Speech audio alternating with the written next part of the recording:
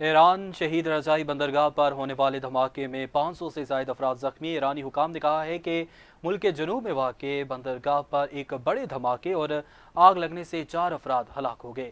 ایرانی ریسکیو محکمے کے سربراہ بابک محمودی نے سرکاری ٹیلی ویژن پر ہلاکتوں کے حوالے سے بیان جاری کیا۔ شہید رضائی بندرگاہ پر ہونے والے دھماکے میں 500 سے زائد افراد زخمی ہوئے ہیں۔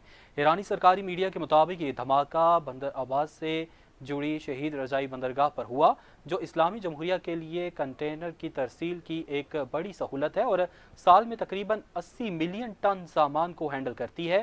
بندرگاہ سے منسلک ایک علاقائی عہدیدار اسماعیل مالکزادہ نے بتایا کہ دھماکہ شہید رضائی پورٹ کے ایک حصے میں ہوا ہے اور ہم آگ بجھانے کی کوشش کر رہے ہیں۔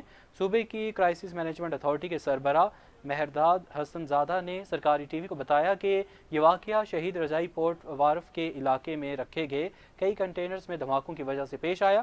انہوں نے ہلاکتوں کی تعداد بتائے بغیر مزید کہا کہ ہم فی الحال زخمیوں کو نکال کر قریبی طبی مراکز میں منتقل کر رہے ہیں۔